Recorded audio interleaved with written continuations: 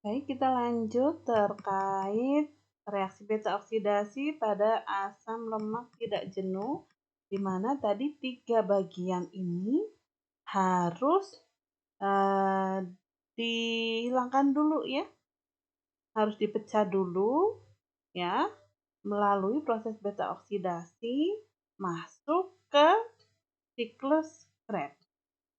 Ya, cycle. Sisa lain ini ya. Ini ada 2 ikatan ganda ya pada antara atom ke C34 dan atom ke C6 dan 7, lalu dikatalis oleh enzim enoil CoA isomerase. Ini membentuk isomernya ya, terbentuk isomernya sehingga ikatan gandanya berpindah. Ikatan gandanya berpindah kemana? Yang tadinya di antara atom C ke 4 dan 5, sorry, ke 3 dan 4, jadi berpindah ke atom C ke 2 dan 3 ya. Atom C ke 2 dan 3. Lalu kemudian ini ada satu bagian juga yang dipecah ya, masuk ke melalui proses beta oksidasi juga. Masuk ke TCA cycle. Pokoknya kalau ada asetil CoA ini berarti ini dipecah ya. Lalu kenapa dipecah? Karena ini biar enzim dehidrogenasenya bisa bekerja, karena tadi enzim dehidrogenase dia akan membentuk ikatan ganda antara atom C kedua dan ketiga. Ini kan atom C kedua dan ketiganya sudah tidak ada ya. Makanya di sini enzim asil-CoA dehidrogenase bisa bekerja membentuk ikatan ganda antara atom C kedua dan ketiga. Ya. Setelah itu, reaksi selanjutnya dikatalis oleh enzim 2,4 dienoil CoA reduktase yang membutuhkan NADPH dan H+. Ya, NADPH dan H+ nanti akan melepaskan NADP, ya. Kemudian nanti selanjutnya oleh enzim enoil CoA isomerase lagi. Enoil CoA isomerase dan reaksi berakhir nanti ini akan berlanjut ke proses beta oksidasi selanjutnya.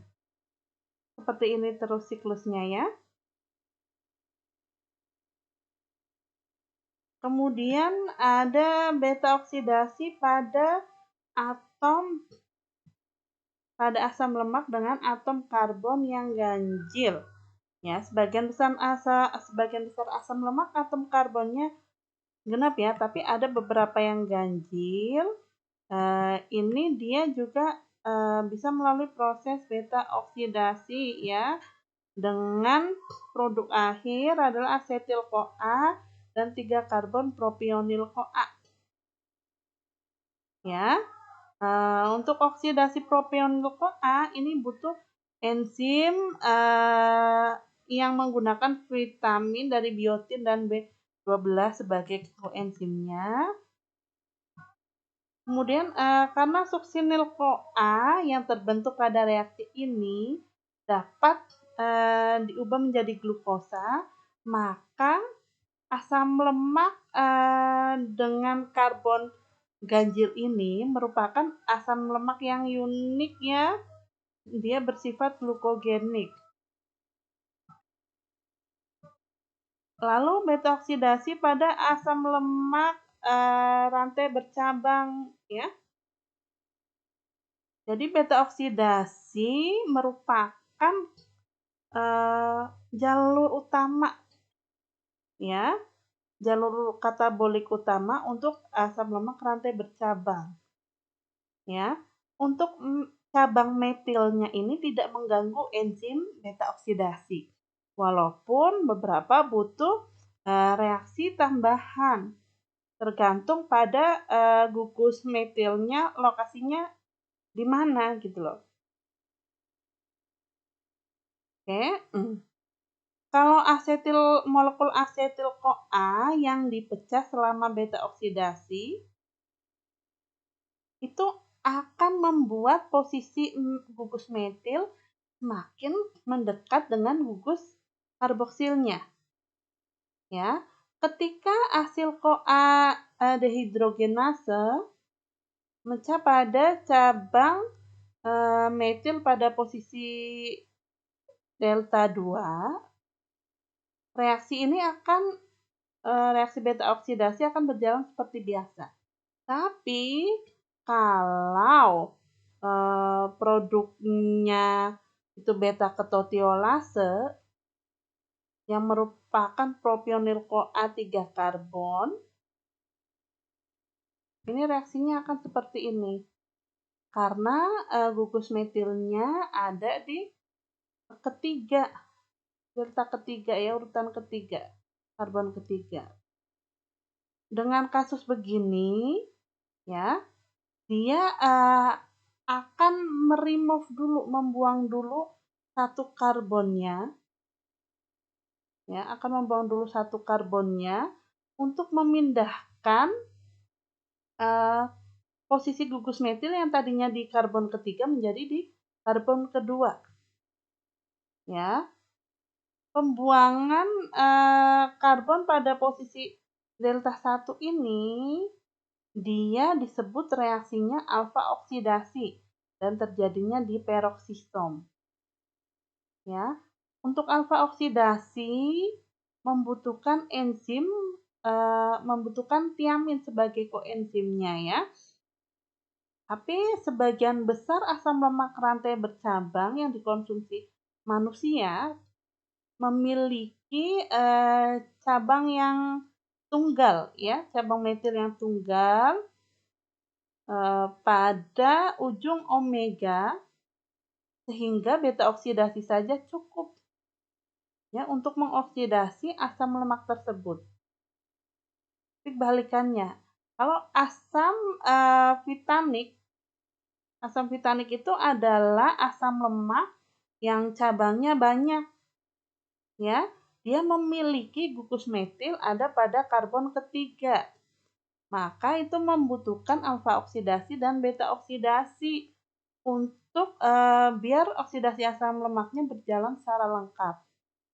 Nah, oksidasi vitanik asid ini terjadi di peroksisom dan juga mitokondria. Produknya berupa apa? Ya, produk dari alfa oksidasi berupa pristanoil CoA, ya, dan formil CoA.